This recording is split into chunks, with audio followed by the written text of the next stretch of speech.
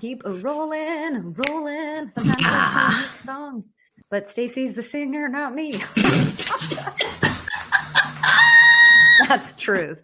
You're always making a song. I love it.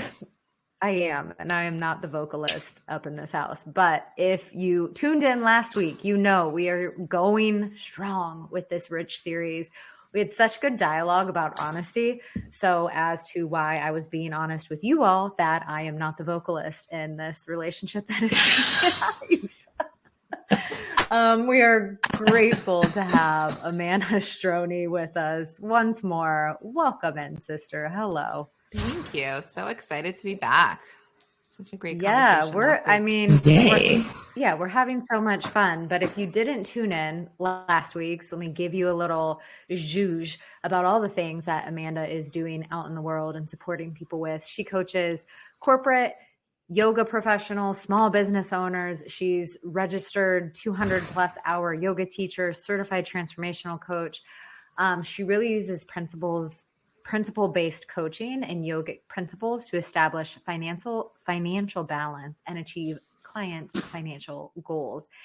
And one of the things that you, Amanda, have like in your bio, and so it really sparked my interest, was around designing a financial roadmap unique to your client's money design. Like, what is money design? Yeah, I think I love that you brought that up. One of the things that I focus on is the unique aspect that we are all unique. And so I want to really understand each person that I work with to the level of what's going to work for them and with them long term. So it's not a quick fix for them. It's not something that's like, okay, let's do this because everyone does this and you should do this too. It's really understanding them uniquely as a person. And so their money design connects into some of the things we talked about, last week regarding what their values are, what they value for themselves, what their relationship to money is, what potentially they want that relationship to be if they want it to be different than it currently is. And so to look at those elements individually, to look at their spiritual practice, their meditative practice, and then to incorporate how that shows up with their money and what they want that to look like for themselves. And that's their unique money design of what it is showing for them based on those things that are appearing in their life and what's important to them. And so it does take as we spoke about before, and a deeper understanding of yourself. This isn't something that you can come to on the surface because you have to know those things and you have to be constantly evaluating them because they do shift and change. Our values, our principles, our core principles are there. And then our values can change over time based on certain things in our life, the way certain things show up, different relationships, different things that happen, those can shift and change. But we stay true to those principles that we have and the awareness to ourselves to know the difference and to really get into why you're engaging in certain behaviors or patterns. And so when you come into that money design, what I like to do with people is to really come out the other end with a clear understanding of how I show up in relation to my money, where I put my money, why it's important to me, and where I want to get to for myself from a financial standpoint, what that looks like and why. And I think with a lot of my clients, we're constantly exploring this. We're going back in because things will come up where they'll, maybe be in a position or a job and be like, oh, well, I thought I wanted to get to that position and have that amount of money, but I actually am still feeling this. And so why are you still feeling that? That's a bigger discussion of maybe it wasn't about that.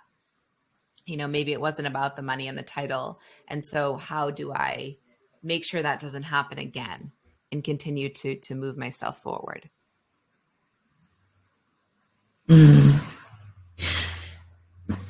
I keep hearing from last episode this word honesty or in what you're sharing. And I mean, I'm thinking of, and people in our community have actually said this to us too. It's like, how many times have you gotten the thing that you said you really wanted and you still feel unfulfilled, or you don't feel like, oh, I'm successful? Like can we be honest about what's really happening here? Is it that I really wanted that title? Like, why did I want it?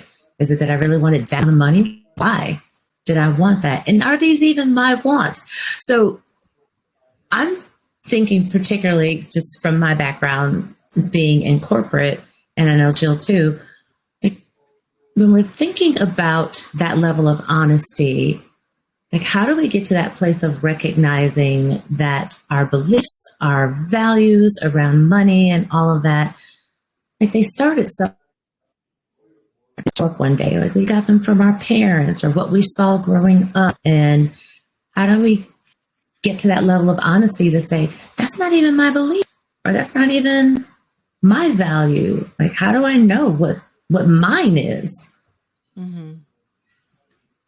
Yeah, I mean, so what's important, as you've brought up, is to go back into those places to know where the belief came from in the first place, to really get clear with yourself to say, where did this belief start? Is it with did it come from my parents? Did it come from what I saw? Is it something that I'm just, believing because other people are believing it? So you have to ask yourself that question. So I think what's important is to start to write out what you do believe in, what your beliefs are.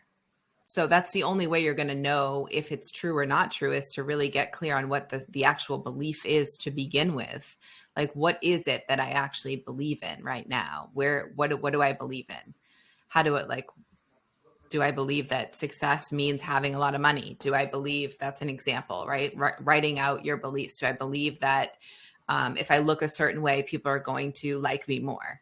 Do I believe if I have these certain things, I have this degree, I have this job, I have this title, that means that I have more power in the world, or that people look at me differently? Writing out those beliefs and then starting the practice. Once you have that original belief written out, it's going into it, as you've sort of mentioned, Stacey, like going in deeper to say, like, what is the belief? You know what I mean? Is it real? Is this belief real for me? Like, is this something that I believe now, or is it something that I've just continually taken on and, held for myself, but it's not really true? And so when you hit that wall of a belief and you hear yourself being like, I don't think that's true for me, right? I don't think that's true for me. Then it requires you to go deeper into that space with yourself and to say, like, well, what is true? That's the question, right? What is true for me? What do I actually believe in when it comes to that? And then to write that out for yourself and to feel into that space, to put that into practice. So if I say that this belief is no longer true for me and I'm believing something different, what does that mean when I say that out loud and I put it into practice for myself? How do I show up differently? How does that feel in my body? What's different in that for me? And that goes back to what we were talking about, in our last episode around our practice, our meditation practice and our stillness practice, because a lot of these beliefs we can't arrive at if we're constantly busy, distracted, looking to other people for validation. You can't get to those beliefs if you're not willing to go within yourself. It's not possible, because there'll always be something else outside of you that's going to deter you and bring you into something that may not be your own. Yeah. That makes total sense. And I'm curious. So we've talked a lot about meditation, the inner work, the stillness, no pun intended, still podcast. And I'm interested to understand. So cool, Amanda, awesome. I got my values. I am true. I've been starting this practice of reframing these different things, like we talked about last week, around stating, hey, this is an investment, opposed to I don't have the money to spend, or I don't have the time.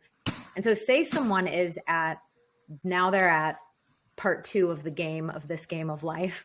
And how do I start to bring in these financial goals that now I'm really clear on? Now I'm clear that these are my beliefs. These are the patterns. These are the new patterns I'm beginning to cultivate. And I have a desire. Maybe someone out there listening is like, well, I have the desire to create, 6+ figures in my life. Now what? Mm-hmm. Yeah. No, I mean, it's a great question, because it's where we sit. And I think what I go back to is always intention plus action. So we're required to have the intention for what we desire, and we're required to have action. Things don't just come. I don't really believe in the whole, manifestation, abundance, abundance mindset. You just have it. It requires action. You have to put things into place, and you have to be doing. And so if you don't want to do the work, you have to be honest with yourself. And that's a piece, that it comes back to too. If you want to get there, what is it going to take for you? And I've faced that myself, because I've come back to that place of being like, but it's not working for me, but this isn't working for me, and I'm not putting in the time. I'm not, my priorities are elsewhere. I haven't been dedicated. And so you have to be really, really transparent with yourself, because if you don't want to do certain actions and you're not going to do certain actions, or maybe you don't know how to do certain actions, how are you going to ask for help? How are you going to, again, invest in people to help you, or to get to that place, or to choose the right things that are going to lead you in that direction? Because I think that is the biggest piece, is that we've sort of gotten into this place in our world around, spirituality, manifestation, and all these things where it should be an easy thing. It should happen quickly. But the reality is it requires action and discipline and consistency. And so if you want to see results for yourself, it requires that formula, that combination, right? Of having the intention, of being clear, of eliminating doubt. You have to be on the path of extreme clarity with yourself and not be doubtful, but also you have to be doing. So there has to be that combination of action within it, which I feel like people may not want to do. And that's you having to own that for yourself, to say, hey, you know what? I actually don't want to do that. So then that might be an issue in getting me there. There's that honesty again. I don't want to do that. I don't want to do what it takes people want to hear, have that. Right. I feel like we're in an age where people want to hear something quick. People want to hear something like, oh, it just magically happened for me. And that's the way some people are marketing. And it's unfortunate. That's unfortunate to me, is because, it takes work, and it takes action, and it takes time. That's the other piece. People don't want to invest the time. It's like, it should be happening already. It happened for this person. And so it's just this thing where the more that we see, I think that people seem to have this like magical thing happening quickly. It creates this idea that that's possible. And I'm not saying that it's not possible for anyone, but I think for the majority of us, that's not necessarily the answer, and it's not the truth of what's happening.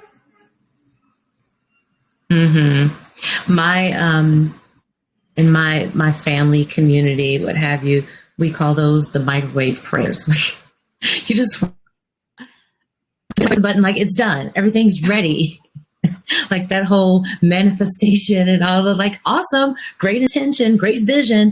I just want to like, boop, press the button and watch the timer go down, and I got it. That's my microwave prayer. How come it's not happening? Okay, there's no action really put in what is required for you to have that result. Like, your food is not going to taste the same from the microwave as it would in the oven or wherever else. It's just not.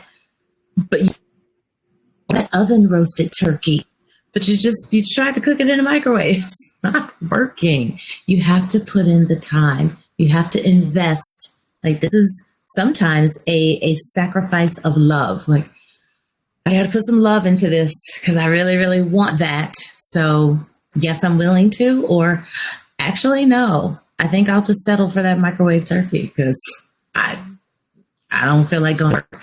Not that that's the best example, but it just reminded me, like, yeah, in my world that I grew up in, I was always hearing about these microwave prayers and going, what do you think you're doing with that? It's not going to last. It's not sustainable. It doesn't work. We get to know that it takes what it takes. It might be a simple formula. It's still going to take something from you to get there. again, with the honesty, I don't think we can emphasize that point enough about the honesty and what it takes. That was a comment. I do have a question in here though, because I'm curious, as you mentioned, like the different people you work with, it seems like there's still a nexus or several nexus points, whether you're corporate or a small business owner or whomever you are.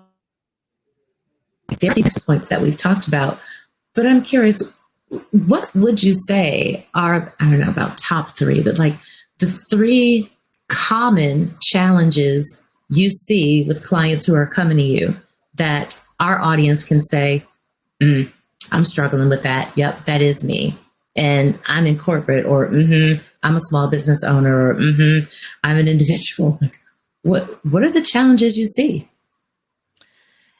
Yeah, I mean, there's so many, but when I really boil it down with that question, the top ones that I see are not understanding yourself, not understanding your beliefs and your values.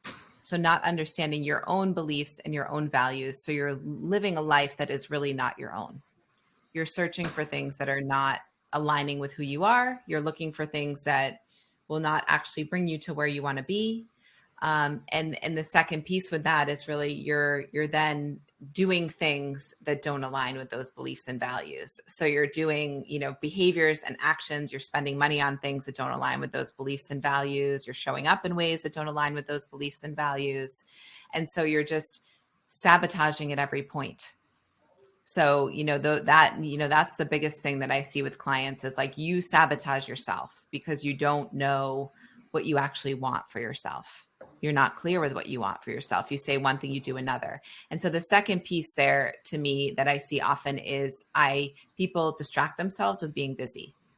They distract themselves with doing something new.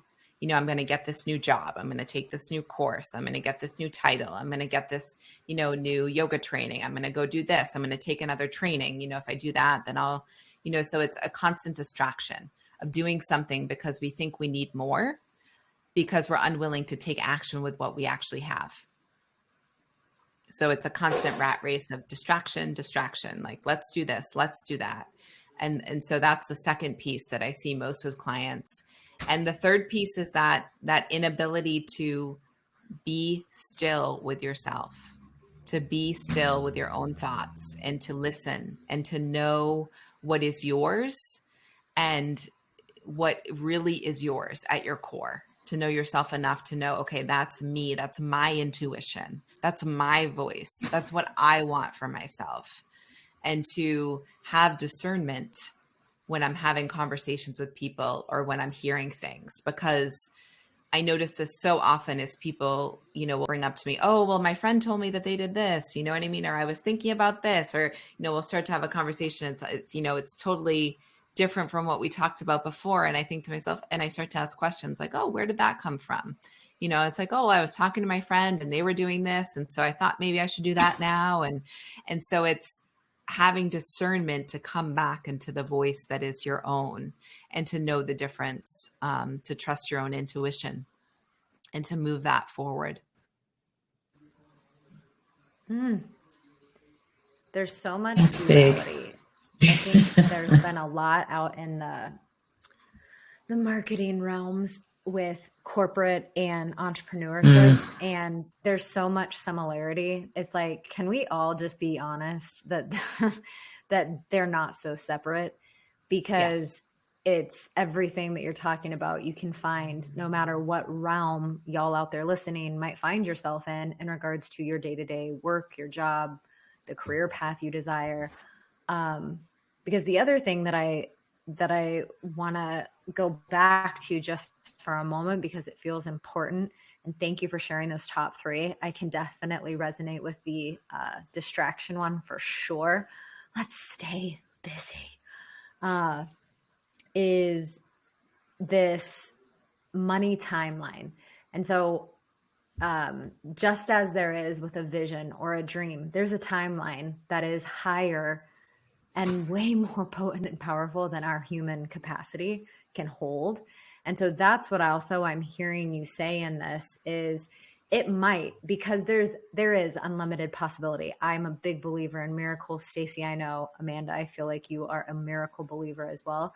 You could, absolutely. The right things could fall into place that simultaneously create something overnight and or in a month for you.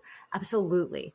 And that was that person's timeline for their dream to reach XYZ money goal or whatever it might be for them. Whereas for someone else, like the timeline really might be 5 to 10 years, but then that culmination could like volcano erupt into just, we talk abundance, into true abundance, like legacy wealth type things.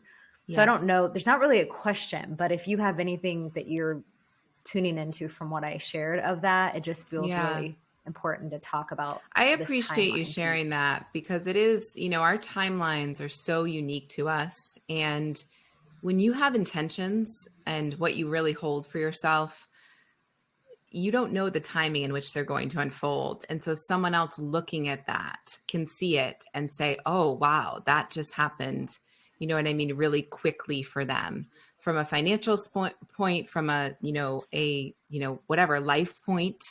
And I agree with you 100%. And I've experienced that. I've experienced that in my life. For me, I just recently, within the last year, got married and had a baby. And I've had that intention for 7 years, and so it happened quickly with my intention and what I wanted for myself and that desire.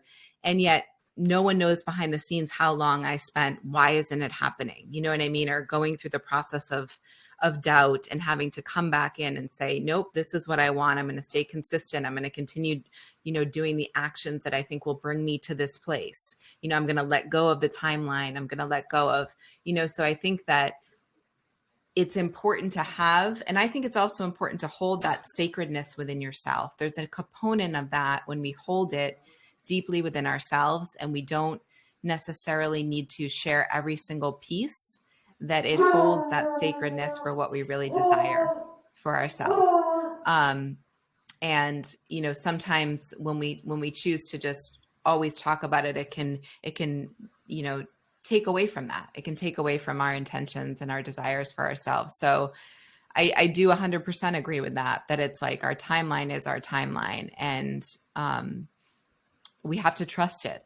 We have to fully trust it, and to know when it feels right, and when you take that next step for yourself, and to do those actions, and to know that it's not always going to be, roses and perfect and, happening in the way that you want it to. Sometimes it's going to be hard. It's going to be challenging. It's not going to look like you want it to look. And I think it's within those spaces where, if you're continuing to go back to your beliefs, your values, your honesty with yourself, and say, nope, this is where I'm at. This is me. I trust myself. I'm going to stay the course. It will work in the way that it needs to for you.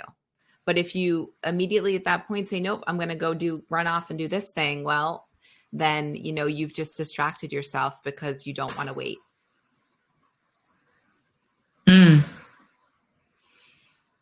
Don't want to. Oh, that's so, I think, appropriate for society today. Like, nobody wants to wait for anything because we're so used to that instant gratification. Don't want to wait. Speaking of not wanting to wait, something you said, Amanda, reminded me of this incredible quiz that you have on your site that people can take. And I remember going through the quiz, and I was actually thinking of a good friend of mine, and I just kept hearing her answers jump in my head. And her answers were all about, like, I don't want to wait on any of this. Like, I want it now, all the things, this and the other. Can you talk a little bit more, obviously share about the quiz, whatever you'd like to share, but, talk a little bit more about, like, what this quiz helps you get to the heart of when you take it?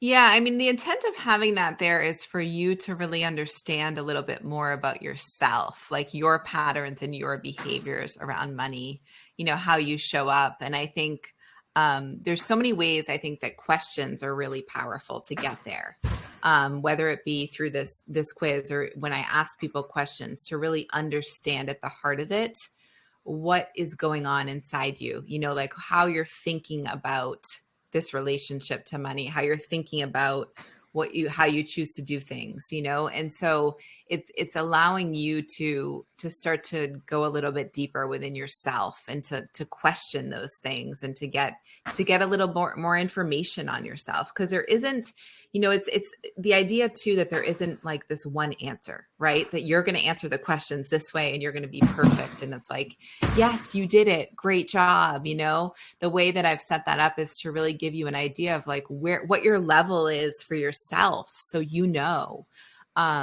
because that's really what all we're doing day to day in this world. We're human beings having these experiences, trying to figure it out. We're not arriving anywhere, right? We're not getting to this perfect place. No matter if you make this certain amount of money, like life's not going to be perfect. You're still going to be you. You're still going to have yourself, and certain things are going to show up. So it's how can I navigate that and be in a place where I feel comfortable with the money that I do have, or the money that I want to get and why I want to get there, and to be really clear with it. And that's my intention with people really. And through this whole process is like, where can you get more clarity within yourself so that you feel like you have this healthy relationship, just like you would want with an intimate partner, a healthy relationship where you're honest, where you communicate, where it feels good to be around, and you feel better together. And Amanda, I love hearing that. Better together. on your baby and the wedding. Oh, thank you. Mm-hmm, Yeah. mm-hmm. We love a good dream realized. Oh yeah. What delicious conversation. Thank you so much for taking the time to sit down with us and our still community, and have this deep dive of self and money and timelines and all the things. Yeah. Thank you. Thank you both for the work that you're doing out in the world. I think that, podcasting is so powerful, and you both are such strong voices in the podcasting community. So thank you. Thank you. Y'all can check Thank out you. all Thank of Amanda's information down in the show notes. So go take that quiz if you are desiring to learn more about yourself, and can contact her. All the info is below. Yeah. We'll see you all next week as we continue on with this rich series. Thank you for being here. Be sure to like, comment, spread the love. We're sending you a lot of love, and we'll see you next time. Bye. Thank you. Bye.